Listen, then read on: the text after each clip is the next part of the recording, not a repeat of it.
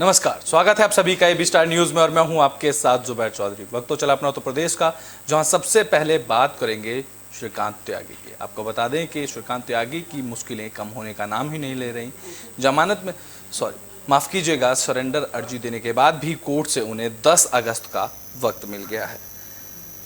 नोएडा में महिला से बदसलूकी के बाद चर्चा में आए श्रीकांत त्यागी का लखनऊ में भी बड़ा विवाद हो चुका है। इससे पहले उनकी पत्नी की गैर मौजूदगी में एक महिला मित्र गोमती नगर स्थित फ्लैट पर श्रीकांत त्यागी से मिलने पहुंची थी। तब भी अचानक इन श्रीकांत नेता की पत्नी वहां मौके पर पहुंच गई थी, जिसके बाद महिला मित्र और पत्नी के बीच जबरदस्त मारपीट हुई थी। ये मामला फरवरी 2020 का बताया जा रहा है, जिसमें श्रीकांत त्यागी की पत्नी ने गोमती नगर थाने में एफआईआर भी दर्ज कराई थी। बता दें कि पुलिस से बचकर अदालत में आत्मसमर्पण करने की फिराक में घूम रहे श्रीकांत त्यागी को तगड़ा झटका लगा है। श्रीकांत त्यागी ने गौतम बुद्ध नगर के मुख्य न्यायिक मजिस्ट्रेट की अदालत में आत्मसमर्पण करने के लिए आवेदन किया था, जिसमें कोर्ट ने उनके आवेदन पर विचार किया और आत्मसमर्पण करने के लिए 10 अगस्त की तारीख दे दी है। नोएडा पुलिस उनकी सरगर्मी से काफ़ी जोरों शोरों से तलाश कर रही है, जिसके बाद पुलिस के उच्च पदस्तर पर अफसर के हवाले से मिली जानकारी के मुताबिक श्रीकांत त्यागी के बेहद करीबी पुलिस टीम पहुंच चुकी है। कभी भी उनकी गिरफ्तारी हो सकती है। इस बीच नोएडा के ओमेक्स सोसाइटी में महिला के साथ बदसलूकी के मामले में फरार चल रहे श्रीकांत त्यागी पर ताबड़तोड़ एक्शन जारी है। सूरजपुर के सीजेएम कोर्ट में सरेंडर की अर्जी दायर करने के बाद श्रीकांत त्यागी को पकड़ने के लिए बड़ी संख्या में पुलिस फोर्स की तैनाती की गई है। श्रीकांत त्यागी को दबोचने के लिए बाहर पुलिसकर्मी तैनात हैं, कुछ वर्दी में हैं और कुछ सादी वर्दी में हैं। बात करें उत्तराखंड से जुड़े श्रीकांत की तलाश जारी है। बता दें कि यूपी के साथ साथ उत्तराखंड में भी श्रीकांत त्यागी की तलाश चल रही है। सीएम पुष्कर सिंह धामी ने बताया कि उत्तराखंड प्रशासन यूपी पुलिस के साथ मिलकर काम कर रहा है और अगर जरूरत पड़ी तो सख्त एक्शन लिया जाएगा। ऐसी खबरें श्रीकांत त्यागी ऋषिकेश में छुपा हो सकता है, ये खबर सामने आने के बाद ये बयान सामने आया। इस बीच त्यागी के वकील सुशील भाटी का बयान भी सामने आया। उन्होंने कहा कि श्रीकांत त्यागी भाग नहीं रहे हैं, पिछले 2 दिनों से कोर्ट बंद थे, इसलिए बस वे इंतजार कर रहे थे। वकील ने कहा कि हम न्यायिक तंत्र का सहयोग करेंगे। साथ ही साथ उन्होंने सुरक्षा का खतरा बताते हुए कोर्ट का रुख भी किया है। बता दें कि ओमेक्स सोसाइटी में जो 6 लोग घुसे थे उनको भी कोर्ट में पेश किया गया, जिसके बाद फिलहाल उन सभी 6 लोगों पर 14 दिन की न्यायिक हिरासत में भेज दिया गया है। ये लोग श्रीकांत त्यागी के साथी थे जो महिला को धमकाने के लिए सोसाइटी में घुसे थे।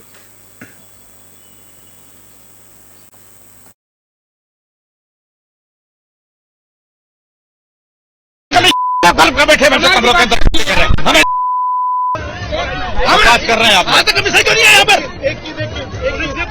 ये बर्दाश्त नहीं होगा। बैठे यहाँ पर साथ ही में जो भी अक्यूज्ड की अन्य व्यवसायिक गतिविधियां हैं उसके बारे में भी कुछ सूचनाएं मिली हैं। उसके लिए तत्काल टीम गठित किया गया है, विभिन्न विभागीय टीम गठित किया गया है और उन टीम्स द्वारा उनकी जो अन्य व्यवसायिक गतिविधियां हैं उस पर भी जो कानूनी जांच करते हुए नियमानुसार कानूनी कार्रवाई की जाएगी। हम यही बताना चाहते हैं कि शासन की ये मंशा है कि कानून कोई हाथ में ना ले। उसके जो इलीगल वेपन उनको सीज किया गया। मैंने तो हाथ कैसे आवाज देखा था और इसके साथ ही साथ उसके विरुद्ध गैंगस्टर एक्ट में कार्रवाई की जा रही है। जो इलीगली उसने प्रॉपर्टीज अर्न की हुई है वो सब जब्त की जाएंगी और अगर कोई ये ऐसा पाया गया उसके बारे में मेरी कलेक्टर साहब से भी डीएम साहब से भी बात हुई है कि अगर कोई ऐसा प्रॉपर्टी पाई गई जो इलीगली ऑक्यूपाई की गई है तो उसके उनको भी डेमोलिशन तक की। आश्वस्त है, अभी तक की कार्रवाई से भी परिवार भी आश्वस्त है और उनको लगता है कि सभी लोग इसको गंभीरता से लिए हैं और लिया भी है और ये एकदम से ये कार्रवाई एक नज़ीर बन जाए, उदाहरण बन जाए, यही मैंने भी कहा है और बाकी पुलिस कमिश्नर, जॉइंट कमिश्नर सभी लोग यहाँ पर थे। परिवार की भी यही इच्छा है कि यह सबक सिर्फ किसी एक ऐसा घटना को अंजाम देने वाले व्यक्ति के लिए ही नहीं, कहीं पर भी ऐसा व्यक्ति हो तो वह सभी के लिए यह सबक बने। तो श्रीकांत त्यागी के सरेंडर की खबरों के बाद अब बात कर लेते हैं कैबिनेट मंत्री राकेश सचान के सरेंडर की। आपको बता दें कि कोर्ट ने उन्हें 1 साल की सजा सुनाई है, जिसके बाद यूपी सरकार में कैबिनेट मंत्री राकेश सचान को कोर्ट ने अवैध असला रखने के मामले में 1 साल की सजा सुनाई है। इसके साथ ही 15,000 रुपये का जुर्माना भी उन पर लगाया गया है। हालांकि सचान जेल नहीं जाएंगे, उनकी पहले से कोर्ट में बेल एप्लीकेशन भी लगी थी, उस पर कोर्ट ने बॉन्ड पर जमानत दे दी है। कोर्ट ने जमानत पर रिहा होने के बाद राकेश सचान ने कहा कि मुझे कोर्ट पर भरोसा है और मैं सेशन कोर्ट में इसकी अपील करूंगा। कोर्ट की सजा के बाद साफ हो गया कि राकेश सचान की विधायकी बची रहेगी, साथ ही उनके चुनाव लड़ने का अधिकार भी सुरक्षित हो गया है। सचान को 20,000 रुपये के मुलचक्कों के पर रिहा किया गया। इससे पहले आरोप लगा था कि कैबिनेट मंत्री राकेश सचान कानपुर की कोर्ट से मामले में दोषी करार दिए जाने के बाद आदेश की कॉपी लेकर भाग गए थे। इस मामले में पुलिस को तहरीर भी दी गई थी, लेकिन पुलिस ने 2 दिन बाद केस दर्ज नहीं किया। सचान को कानपुर की कोर्ट ने अवैध असला से जुड़े एक मामले में दोषी करार दिया था। इसके बाद राकेश सचान कोर्ट से कथित तौर पर आदेश की कॉपी लेकर भाग निकले थे। सोमवार को सचान कानपुर की कोर्ट में हाजिर होने के लिए निकले। उन्होंने मीडिया से कहा था कि मैं आज कोर्ट में हाजिर होने जाऊंगा, कोर्ट का जो भी फैसला होगा वो मान्य होगा। राकेश सचान का कहना है कि मीडिया ने गलत तथ्यों से खबर चलाई, जिसके बाद समाजवादी पार्टी अध्यक्ष अखिलेश यादव पर फिर से उन्होंने हमला बोला और कहा कि अखिलेश ने मुझे गिट्टी चोरी पर ट्वीट किया, जबकि उनके ऊपर खुद चोरी का आरोप लगा था। मैं तो कहना चाहता था कि पार्टी के अध्यक्ष उनको सोच समझकर ट्वीट करना चाहिए। बता दें कि पुलिस को मिली तहरीर के मुताबिक मंत्री राकेश सचान के वकील ने देखने के लिए पत्रावली मांगी, जिसके बाद राकेश सचान के वकील कौन थे, पुलिस इसका पता लगाकर वकील से भी पूछताछ करेगी और इस मामले में रीडर से भी जानकारी लेगी। पुलिस की जांच कई बिंदुओं पर होगी, जिसमें सीसीटीवी कैमरों के फुटेज भी अहम होंगे। पुलिस ये भी देखेगी कि सुनवाई के समय मंत्री राकेश सचान कोर्ट में मौजूद थे या नहीं, कोर्ट परिसर में और कौन कौन से लोग मौजूद थे। इस दौरान पुलिस इन सभी तथ्यों की जांच करेगी। इस दौरान कोर्ट के कौन कौन से कर्मचारी वहां पर मौजूद थे। बताया जा रहा है कि आर्म्स एक्ट के जिस मुकदमे की सुनवाई के दौरान कोर्ट के आदेश की कॉपी लेकर राकेश सचान भागे, उस मामले में वे पिछले 10 महीने से पेश नहीं हुए थे। राकेश सचान को दोषी करार दिए जाने के बाद यह तय माना जा रहा है कि उनके इस मामले में सजा होगी और जनप्रतिनिधित्व कानून के तहत 2 साल से अधिक की सजा सुनाए जाने के बाद राकेश सचान की विधायकी खतरे में पड़ सकती थी। ऐसे में राकेश सचान के अधिवक्ताओं की टीम अब उनकी विधायकी बचाने के लिए मंथन में जुट गई है। हालांकि कोर्ट ने 1 साल की सजा सुनाई है, ऐसे में उनकी विधायकी भी बच गई है और चुनाव लड़ने का अधिकार भी अभी उनका सुरक्षित हो चुका है। के आदेश का सम्मान करते हैं और इस आदेश के खिलाफ अपील में जाएंगे, सेशन कोर्ट अपील में जाएंगे। क्या सजा मिली सर? क्या आपने अब जो सजा मिली पता चल जाएगा, लेकिन बुलेटिन में बात अब हो रहा है कि कर लेते हैं, जहां समाजवादी पार्टी के कार्यकर्ता और नेताओं ने बीजेपी पर तंज कसा है। 15 अगस्त से लेकर जहां पूरे देश में नहीं बल्कि बीजेपी सरकार भी अमृत महोत्सव की तैयारी में जुटी है, वहीं ऐसे में समाजवादी पार्टी ने एक बार फिर बीजेपी सरकार पर निशाना साधा है। अब की बार आरोप मुख्यमंत्री योगी आदित्यनाथ पर लगाया है कि कोर्ट में सजा पाने वाले मंत्री राकेश सचान की तरफ से आचरण कोर्ट में किया गया, जिसके बाद अब बाबा जी का बुलडोजर शांत क्यों है। अमृत महोत्सव से पहले सपा कार्यकर्ताओं ने 9 अगस्त से घर घर झंडा लगा और बीजेपी से मुक्ति का आगाज करने की आह्वान किया है। समाजवादी पार्टी की तरफ से चलाए जा रहे सदस्यता अभियान के तहत औरैया में पहुंचे समाजवादी पार्टी के सांसद विशंबर निषाद ने बीजेपी सरकार पर गंभीर आरोप लगाते हुए कहा कि बीजेपी सरकार का संविधान में कोई आस्था नहीं बची है, क्योंकि उन्होंने आगे कहा कि सरकार के मंत्री की तरफ से गिट्टी चोरी के मामले में सजा सुनाते ही जो आचरण कोर्ट में किया गया, उसके खिलाफ कोर्ट ने मुकदमा लिखवाया, लेकिन अब बाबा जी का बुलडोजर शांत क्यों है। हर अपराधी के घर बाबा जी का बुलडोजर गरजता है, तो फिर इन अपराधियों पर बाबा जी का बुलडोजर शांत क्यों रहता है। वहीं बीजेपी की तरफ से घर घर तिरंगे को लेकर समाजवादी पार्टी के पूर्व जिलाध्यक्ष राजवीर यादव ने तो गंभीर आरोप लगाते हुए कहा कि झंडे के नाम पर सरकार लूटने का टेंडर दे चुकी है। 130 रुपये के झंडे के लिए बिना ना तो बैनामा होता है और ना ही कोई अधिकारी इसको लेकर सुनवाई करता है। तो वहीं समाजवादी पार्टी अब इसको लेकर 9 अगस्त से घर घर बीजेपी मुक्त भारत अभियान चलाएगी। से दिलवाया गया कि बाबू जगजीवन राम ने कुछ दिया। ये लोग हिंदू राष्ट्र घोषित करना चाहते हैं, वो लोग तर्क देते हैं, लेकिन जो हमारे देश की स्थिति है, गरीबी है, भुखमरी है, अगर भुखमरी न होती, गरीबी न होती तो सरकार फ्री गल्ला क्यों देती? ब्रिटेन में बात अब शामली की कर लेते हैं, जहां शुगर मिल पर किसानों ने धरना दिया। आपको बता दें कि गन्ना की बकाया भुगतान को लेकर किसानों ने धरना दिया। शामली की सदर कोतवाली क्षेत्र में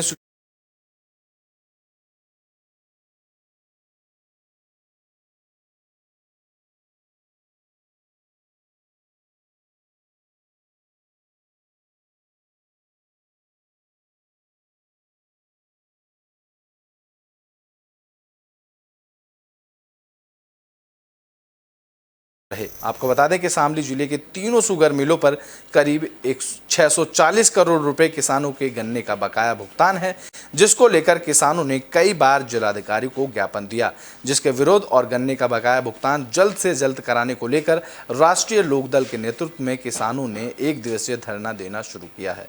धरने में किसान आसपास के ग्रामीण क्षेत्रों से ट्रैक्टर ट्रॉली पर सवार होकर यहां पहुंचे।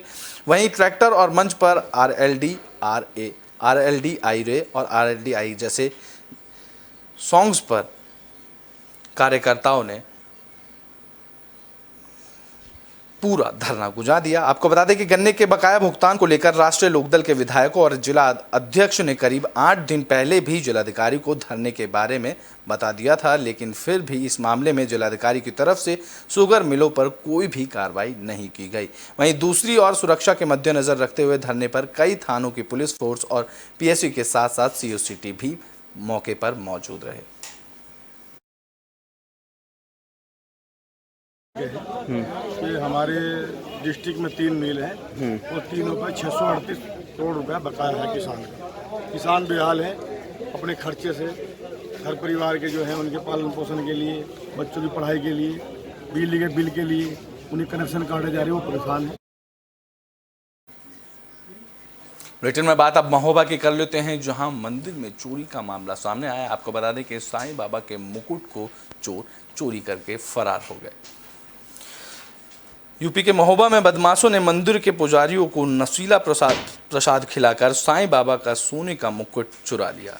सुबह जब श्रद्धालु मंदिर में पूजा करने पहुंचे तो पुजारी बेहोश थे और सोने का मुकुट गायब था। इसके बाद पुलिस को इसकी सूचना दी गई, जिसके बाद मंदिर के 2 पुजारियों और चौकीदार को अचेत अवस्था में जिला अस्पताल में भर्ती कराया। पुलिस अब पूरे मामले की जांच में जुट गई है। महोबा के पनवाड़ी थाना क्षेत्र के पास निस्वारा गांव में शिरडी साईं धाम मंदिर है, जहां बड़ी संख्या में श्रद्धालु पूजा करने आते हैं। बताया जाता है कि बीती रात 2 बदमाश मंदिर में पूजा करने के बहाने पहुंचे। बदमाशों ने साईं बाबा की पूजा करने के बाद रसमलाई का प्रसाद मंदिर के पुजारी दीपक कुमार और पुजारी शिवराम मिश्रा को और चौकीदार दालचंद को खिला दिया, जिसमें प्रसाद में नशीला पदार्थ मिला था। प्रसाद खाते ही तीनों लोग बेहोश हो गए। इसके बाद बदमाशों ने साईं बाबा का सोने का मुकुट चुरा लिया और मौके से फरार हो गए।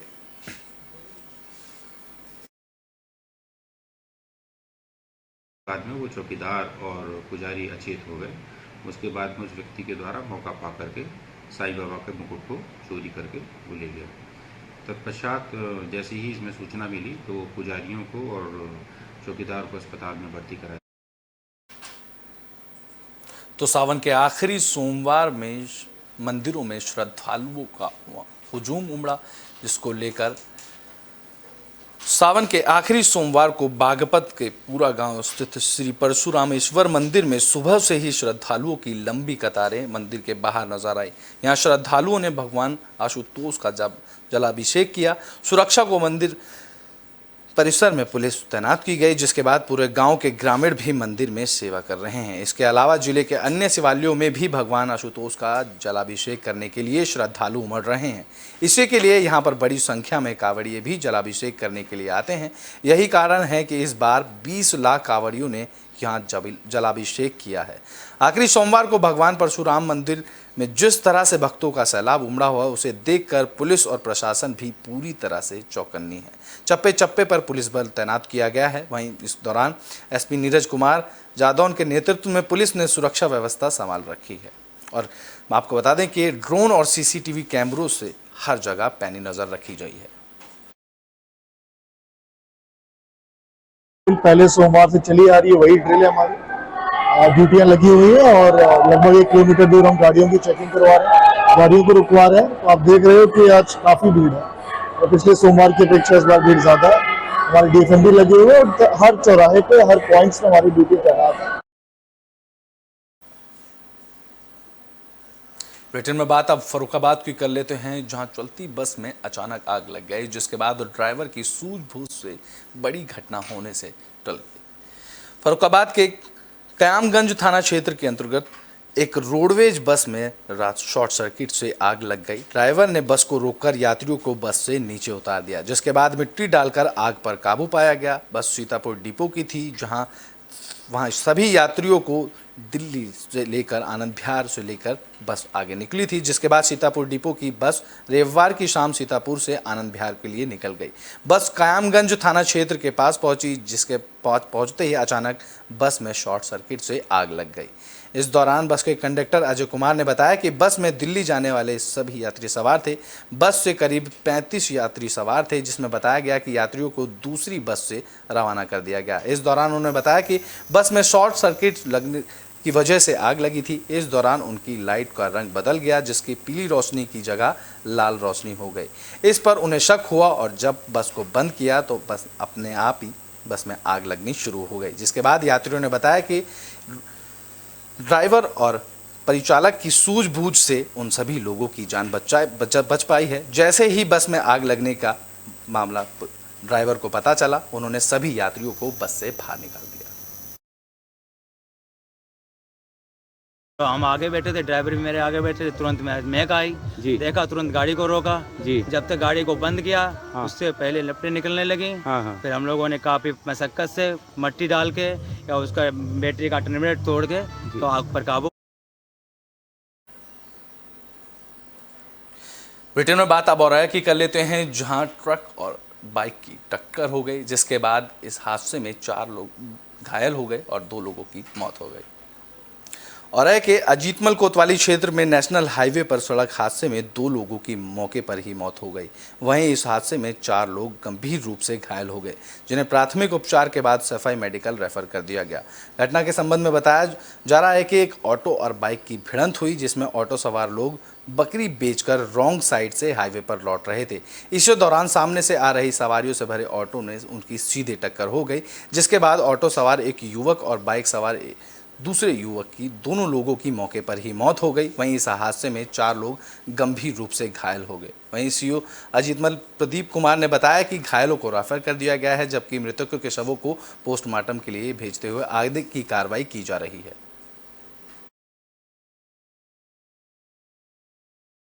ऑटो और बाइक सवार में टक्कर हो जाने से कारण 6 लोग घायल हुए, जिनको तत्काल जो है पुलिस मौके पर पहुंचकर सीएचसी अजीतमल लाया गया, जिसमें दो की जो है उपचार के दौरान मृत्यु हो गई।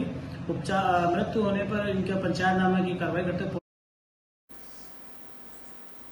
ब्रिटेन में बात अब फर्रुखाबाद की कर लेते हैं, जहां ब्रह्म कुमारी आश्रम की बहनों ने कैदियों को राखी बांधी है। आपको बता दें कि प्रजापिता ब्रह्म कुमारी आश्रम की ओर से जेल पहुंचकर कैदियों को राखी बांधकर रक्षाबंधन मनाया गया, जहां जेल में बंद 1100 कैदियों को राखी बांधकर मिठाई बांटी गई। इस दौरान कैदियों ने ब्रह्म कुमारी आश्रम की मंजू बहन से नशा मुक्त होने की शपथ ली और बड़ी तादाद में सभी कैदियों ने राखी बंधवाकर नशा ना करने की कसम खाई। ये सारा मामला फतेहगढ़ जिला जेल में रक्षाबंधन मनाया गया।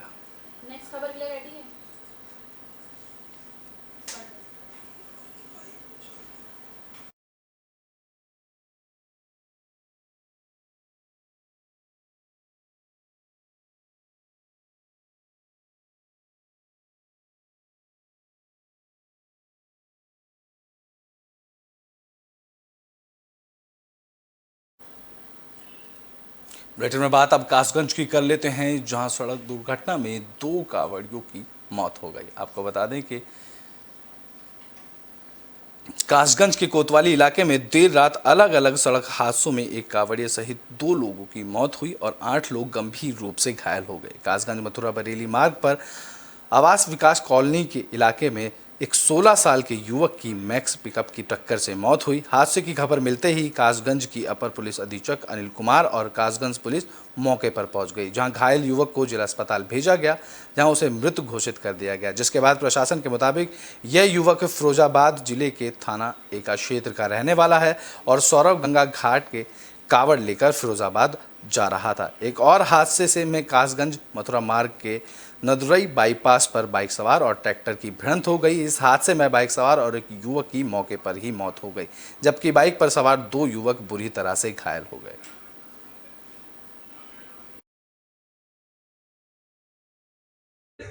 8 मरीज आए थे जो कि गंभीर अवस्था में आए थे। उसमें से एक की मृत्यु जो कि ब्लड दे आया था। बुलेटिन में बात अब बलरामपुर की कर लेते हैं, जहां मदरसे की तरफ से तिरंगा रैली निकाली गई, जिसके बाद उन्होंने हर घर तिरंगा रैली निकालने का उद्देश्य सभी लोगों को दिया। आपको बता दें कि बलरामपुर के मदरसा जमिया अलह सुन्नत नूरुल उलूम अतिकिया महाराजगंज बाजार तराई में अमृत महोत्सव के आयोजन प्रधानाचार्य जमीर अहमद लतीफ़ की अध्यक्षता में किया गया। इस कार्यक्रम में 75वें स्वतंत्रता दिवस के पूर्व हर घर तिरंगा लगाने का आह्वान मदरसे की तरफ से किया गया। आपको बता दें कि इस अवसर पर मदरसा के प्रधानाचार्य जमीर अहमद लतीफ़ ने कहा कि तिरंगा हमारी आन बान शान है। तिरंगे की शान के लिए जाने कितने जवानों और अब जाने कितने लोगों ने कुर्बानी दी है। हम तिरंगे को कभी झुकने नहीं देंगे। उन्होंने कहा कि तिरंगे की शान बनाए रखना हर एक नागरिक की जिम्मेदारी है।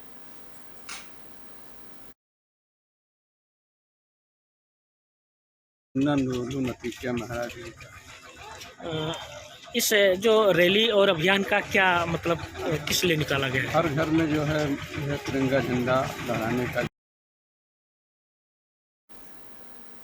बुलेटिन के आखिरी में बात मथुरा की कर लेते हैं, जहां सावन के आखिरी सोमवार में श्रद्धालुओं की भीड़ उमड़ी। सावन के चौथे सोमवार को गोपेश्वर महादेव पर श्रद्धालुओं का जनसैलाब उमड़ा, जहां वृंदावन सावन महीने के चौथे सोमवार को शिव मंदिरों में सुबह से ही श्रद्धालुओं की भीड़ उमड़ी। मंदिर में पहुंच शिव भक्तों ने भगवान शिव की पूजा अर्चना की और भगवान शिव का जलाभिषेक किया। इस दौरान बता दें कि मान्यता है कि सावन के महीने में पड़ने वाले सोमवार को पूजा करने पर भोलेनाथ प्रसन्न होते हैं और उनकी मनोकामना पूरी करते हैं। इसी मान्यता के चलते पूरे सावन के महीने भगवान शिव की आराधना की जाती है और सोमवार को भी विशेष पूजा अर्चना की जाती है। भक्तों को भगवान की पूजा अर्चना का अवसर मिलता है और चौथे सोमवार को नगर के गोपेश्वर महादेव शिवालय मंदिर के साथ साथ नगर के सभी मंदिरों में सुबह से ही श्रद्धालुओं का मेला लगना शुरू हुआ। भक्तों ने फल फूल बेलपत्र और भगवान से इस सभी से भगवान की पूजा अर्चना की, जिसके बाद सुबह से लेकर शाम तक मंदिरों में भगवान शिव की जय जयकार के नारे गूंजते रहे। कई मंदिरों में विशेष पूजा अर्चना भी की गई। सावन का महीना नवसा, चारों तरफ हरियाली छा गई है। भोलेनाथ का कोई ऐसा भक्त होगा जिसे प्रसन्नता नहीं आई है। सावन के महीने का आज आखिरी सोमवार है, भगवान शिव को मनाने का दिन है। आज एकादशी भी है। अपना उत्तर प्रदेश में अभी के लिए बस इतना ही। देश और दुनिया की तमाम खबरों के लिए देखते रहें AB स्टार न्यूज़।